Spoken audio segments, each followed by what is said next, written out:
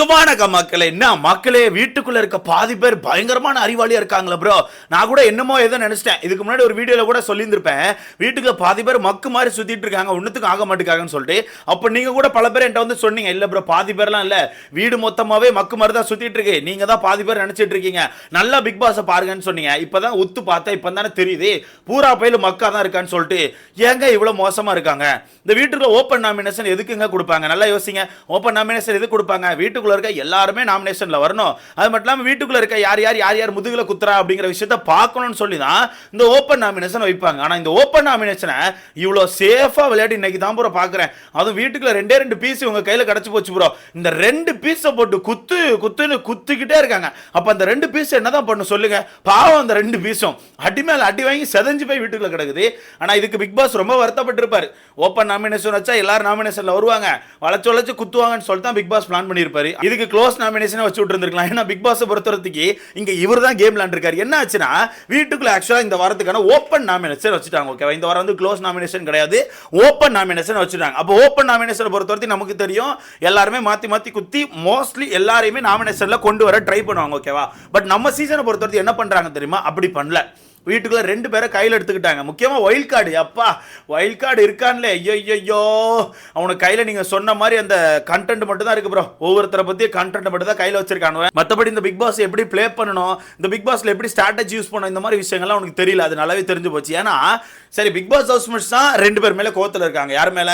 விஜய் பாரு, திவாகர். இந்த 2 பேர் மேல கோவத்துல இருக்காங்க. 2 பேரை வளைச்சு குத்திக்கிட்டு இருக்காங்க. இந்த வைல்ட் கார்டை வந்தவங்களாச்சும் மாத்தி குத்துறோம்ல.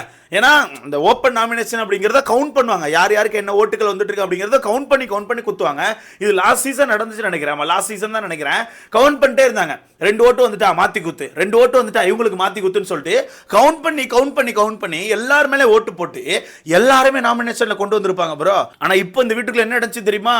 போட்டு 2 பேரை வச்சு குத்தி மலத்துறாங்க. ஒன்னு திவாகர், இன்னொன்னு பாரு. ஒன்னு திவாகர், இன்னொன்னு பாரு திவாகர் பாருன்னு சொல்லிட்டு எல்லாருமே இந்த 2 பேரை போட்டு தான் குத்துறாங்க. அப்ப நீங்க கேட்கலாம், ப்ரோ அப்ப இந்த 2 பேர் தப்பே பண்ணலையா ப்ரோ, இந்த 2 பேர் நாமினேஷன்ல கொண்டு வரக்கூடாது அப்படின்னு கேட்டீங்கன்னா, ஐயா நீங்க நான் தப்பு பண்ணலன்னு சொல்ல வரல. இது ஓப்பன் நாமினேஷன், உங்களுக்கே தெரியும். அப்ப யாருக்கு எத்தனை ஓட்டுகள் வந்திருக்கு அப்படிங்கறத கண் முன்னாடி உங்களால கவுண்ட் பண்ண முடியும். அப்போ அதை கவுண்ட் பண்ணி 2 ஓட்டுகளை பிரிச்சு போட்டாலே எல்லாருமே நாமினேஷன் வந்திருப்பாங்கல்ல. நான் கேட்கறது தான், சீசன் 8 அப்படி ஒன்று பண்ணியிருந்தாங்க, பார்க்கவே நல்லா இருந்து, இன்ட்ரெஸ்டிங்காக இருந்துச்சு, நல்லா ஒரு மாதிரி கலகலன்னு கொண்டு போய் எல்லாருமே நாமினேஷன் தூக்கி போட்டாங்க, அது நல்லா இருந்துச்சு.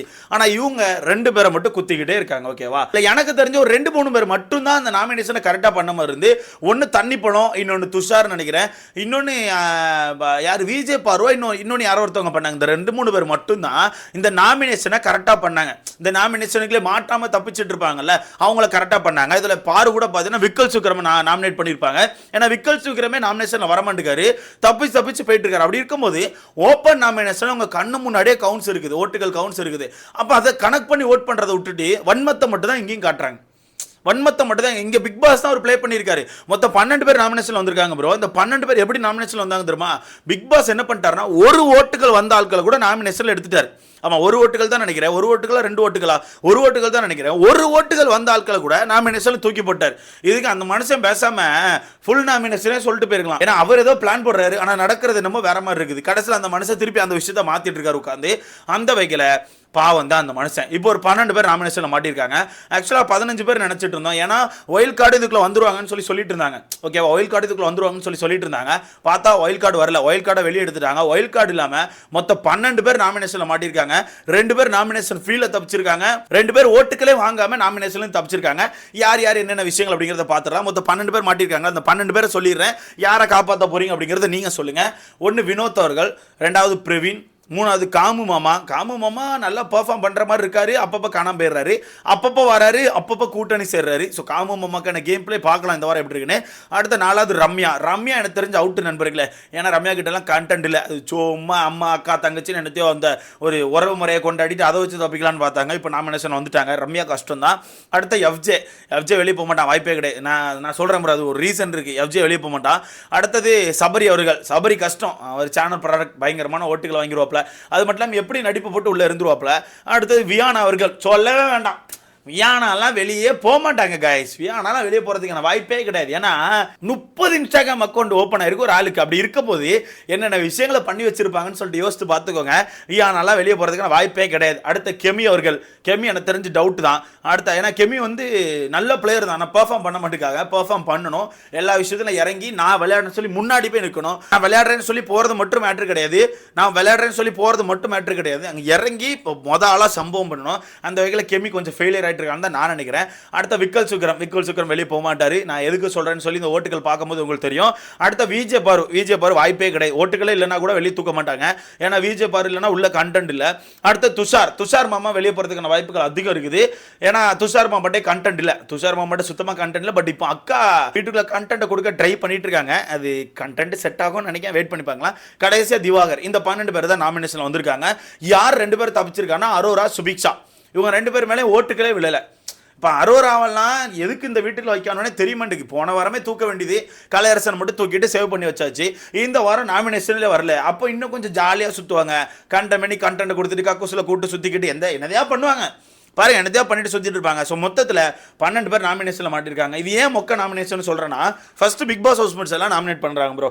அவங்க தான் வன்மத்தில் விஜே பாரு மேலேயும் திவாகர் மேலே நாமினேட் பண்ணிட்டே இருக்காங்க. 2 பேர் மேலே ஓட்டுகள் விழுந்துகிட்டே இருக்கு. ஒரு ஆள் மேலே 2 ஓட்டுகள் போட்டால் போதும். பட் இவன் என்ன பண்ணுறாங்கன்னா, வன்மத்தை காட்டுறதுக்காண்டி ஏதோ 10-15 ஓட்டுகளை குமிச்சிக்கிட்டே இருக்கானு. சரி, இந்த ஒயில் கார்டாக வந்தவங்களாச்சும் இந்த ஆட்டத்தை மாற்றுவாங்க, அவங்களாச்சும் இந்த அறிவோட வந்திருப்பாங்கன்னு பார்த்தா அவங்களுமே வந்து நின்றுட்டு நேராக திவாகர் பாரு அப்படின்னு தான் சொல்கிறாங்க. அப்போ நான் என்ன சொல்கிறேன், ஓகே புரியுது, அவங்க 2 பேர் மேலே உங்களுக்கு கோவம் இருக்குது, அந்த 2 பேர் ஏகப்பட்ட விஷயங்கள் பண்ணியிருக்காங்க, எல்லாம் ஓகே தான்.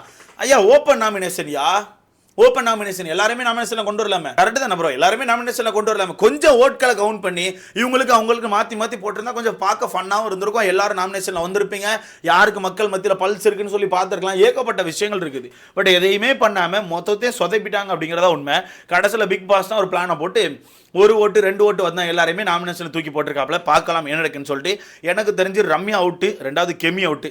ரம்யா, கெமி இல்லாட்டினா துஷார், இந்த 3 பேர்ல யாரோ 2 பேர் தான் வெளியே போறாங்க. ஏன்னா வாய்ப்புகளே கிடையாது, இவங்க கிட்ட எல்லாம் கண்டென்ட்டே கிடையாது. ரம்யா சும்மா உட்காந்துட்டு அடிச்சுப்பார், தூக்கிப்பார், பரத்திப்பார், நான் உன்னோட பெரிய பிளேயர்னு சொல்லி வாய் பேசுறாங்க தவிர மற்றபடி அங்கே ஒன்றுமே இல்லை. அதே மாதிரி இங்கே பார்த்தா நம்ம துஷார், அவன் அவுட்டு. துஷார் வந்து இப்போ தான் காதல் கண்டென்ட் கையில் எடுத்துட்டு இருக்கான். ஒரு மாதிரி துஷார்கிட்ட இப்போ தான் கண்டென்ட் ஸ்டார்ட் ஆகுது. ஏன்னா அரோரா போயிட்டு துஷாரை வெளியே விட்டுறக்கூடாதுன்னு பிளான் பண்ணிட்டாங்க போல. துஷார்கிட்ட போயிட்டு வா துஷார், துஷார் என்ன துஷார், காமு எனக்கு ஃப்ரெண்டு மட்டும்தான், நீ தான் எனக்கு எல்லாமே, வாடா மாமா அப்படின்ற மாதிரி கூப்பிட்டு இருக்காங்க. மேபி கண்டென்ட் கிரியேட் ஆகும்னு நினைக்கிறேன். மொத்தத்தில் இவ்வளவுதான் வீட்டுக்குள்ள நடந்துட்டு இருக்குது, வேற எதுவுமே இல்லை. இந்த ஒயில்ட் கார்டு ரொம்ப மொக்கையாக தான் இந்த விஷயத்தில் ப்ளே பண்ணியிருக்காங்கன்னு நான் சொல்லுவேன். நீங்கள் இதை எப்படி பார்க்குறீங்கன்னு சொல்லிட்டு மறக்காம கமெண்ட்டில் சொல்லுங்கள். அதுதான் அப்போ திவாகர் கோவப்பட்டது கரெக்ட் தான். இந்த 3வது ப்ரோமோல பார்த்தோம்ல, திவாகர் கோவப்பட்டு திவ்யா கிட்ட போய் சண்டை போடுவாங்க. 2 பேர் மேலே ஓட்டுகள் அள்ளி வீசிட்டு இருக்காங்க. அப்போ வேற யாருக்காச்சும் ஓட்டு போடுவோங்கிறத விட்டுட்டு தைரியமே இல்லாமல் ரிட்டன் எங்கள் மேலே வந்து ஓட்டு போடுறீங்களேன்னு சொல்லிட்டு சண்டை போட்டிருப்பாங்க திவ்யா கிட்ட. கரெக்டான விஷயம் தான். இந்த விஷயத்தை தான் லாஸ்ட் வீடியோவில் நம்ம மென்ஷன் பண்ணியிருந்தோம். பட் பல தற்கொலைகள் புரியாமல் கமெண்ட் செக்ஷன் வந்து அப்படிலாம் இல்லை ப்ரோ அப்படின்ற மாதிரி கதறிட்டு இருக்காங்க. முதல்ல லைவை பாருங்க, அப்போ தான் புரியும். ஸோ மொத்தத்தில் 12 பேர் நாமினேஷன் கொண்டு வந்தாச்சு. 12 பேரில் யார் 2 பேருங்கிறது கன்ஃபார்ம் பண்ணிடலாம்.